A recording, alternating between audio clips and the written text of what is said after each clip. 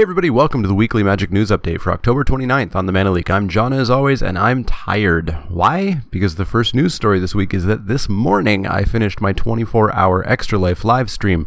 We started the day at around $240 raised for my local children's hospital in memory of my sister, and by this morning had $1,025 raised, with a couple people saying they'd be donating in the following week, so the total may still rise.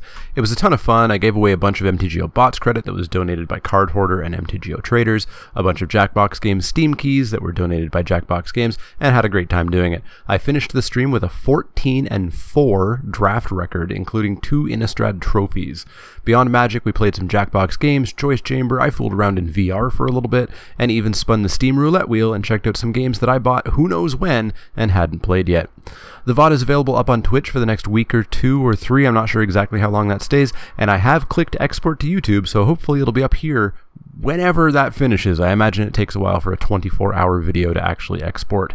If you're interested in donating and you missed the stream, you can still check out the link below to do so through the end of the year.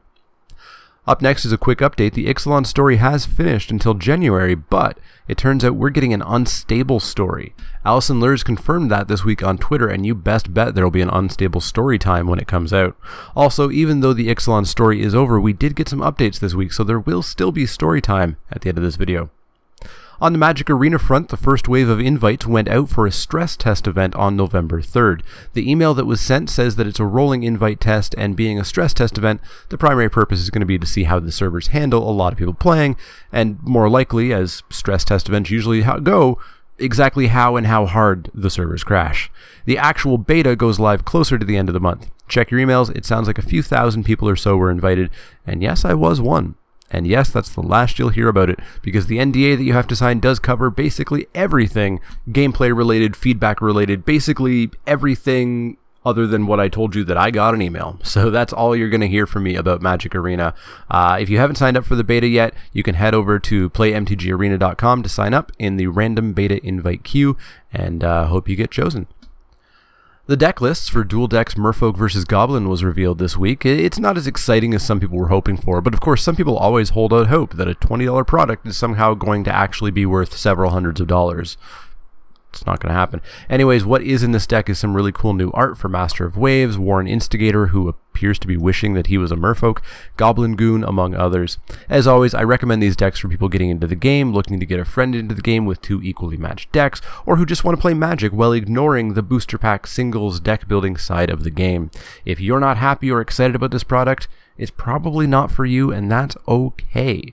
You don't have to buy everything. It's on sale at your local game store and big box retailers November 10th. A new draft promotion was announced starting this weekend. If you participate in 6 drafts in the next 10 weeks between this weekend and the end of the year, you'll receive 2 Standard Showdown boosters. These are the boosters that are 2 rares or mythics from Standard, 1 foil basic land, and 1 foil card of any rarity, common through mythic rare. This promo includes any and all drafts, including the Dino-sized draft this weekend, Iconic Masters drafts in a few weekends from now, and Unstable drafts in December, or basically any store-sanctioned drafts. WotC will be keeping track of this using your DCI info, your Planeswalker points, and will send the packs along with who receives them to the store that you play at in the new year. The last news story is a bunch of GP update info. Up first, for constructed GPs, Day 1 is changing a little bit. No longer will they be a 9-round slog, they'll now cap out at a slightly more reasonable 8 rounds. The cut will be anybody who was 6 and 2 at the end of Day 1. This is intended to be a middle step between the previous somewhat harsh 7-2 cutoff and the maybe slightly too generous 6-3 cutoff that is in use until the end of this year. Day 2 will be 7 rounds. For Limited, Day 1 will continue to be 9 rounds because the draft portion on Day 2, because the draft portion kind of confuses things, it has to be 6 rounds, it can't be 7 rounds. So Day 1 for Limited events will still be 9 rounds, however there will be a cut at the end of round 8. Everybody who is 6 and 2 gets to play round 9. If you are not 6 and 2, that's the end of your day. Win or lose round 9, you still get to go to Day 2. So you can Day 2 with a 6 and 3 record as long as you had a 6 and 2 record going into round 9. Day 2 remains basically unchanged with 2 3-round drafts and then of course a final top 8 draft if you happen to get there. The promo for the 28 GPs was announced, and it's an absolutely gorgeous John Avon Mutavault. A card that sees play and has awesome alternate art is always great, especially after a year of, for some reason, getting a Progenitus that was basically identical to a pack foil.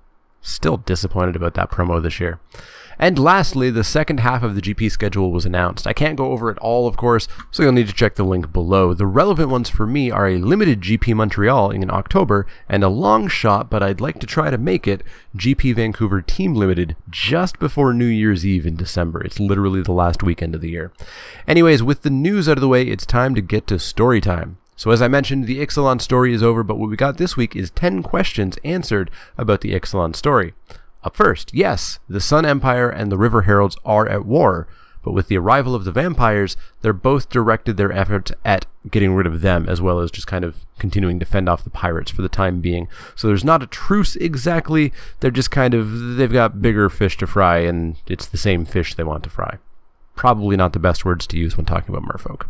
What's keeping the Planeswalkers from leaving Ixalan? Well, all we were told is that it's going to be made very clear in the next set.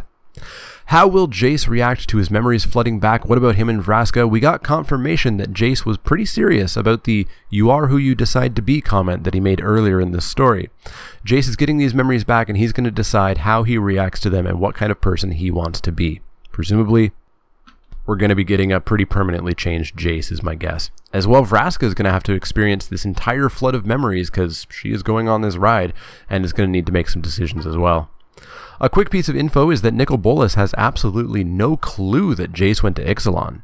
Seems likely that while Jace was scrabbling in Nicol Bolas' mind or trying to get in, that he got some sort of piece of Ixalan, and that's where it kind of took him after his frantic escape during their confrontation. Angrath is not from Ravnica. He's not a Rakdos member. He's from a plane that we haven't seen yet, where he's a family man working as a blacksmith and planeswalks to bring back presents to his 2 adorable daughters.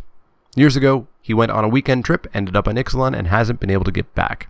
Yeah, it turns out that the murder monster isn't just some one-dimensional Minotaur meanie. Saint Elanda, the original vampire the Lost Legion are searching for, along with the Immortal Sun, was neither confirmed nor denied, but pretty heavily hinted at being still alive. Vampirism was confirmed to flat out not exist on Ixalan before Elenda, and the vampires are seeking the Immortal Sun to stay immortal without all of that, you know, kind of gross blood-drinking nonsense. The winged beast that brought the Immortal Sun to Orazca, known as the Last Guardian to the River Heralds, is also known by another name, in another story, to the Sun Empire. Ugin, Bolas, who knows? We'll probably find out next set. We also learned that the Sun Empire used the Immortal Sun to usher in an age of prosperity and the building of the city of Orazca, but eventually an emperor used it for evil. The Star of Extinction card is an example, though it didn't kill off all the dinosaurs, so extinction is not quite the right word, but it is good to know that that was not a premonition of what's going to happen, because I was honestly wondering if the dinosaurs were going to be gone in the next set, but nope, Star of Extinction is something from Ixalan's past. Finally, we learned that Bolas wants the Immortal Sun because, quote, it's a super duper powerful artifact. Probably not the biggest of reveals, but what was revealed is that he does have one very single specific purpose for it.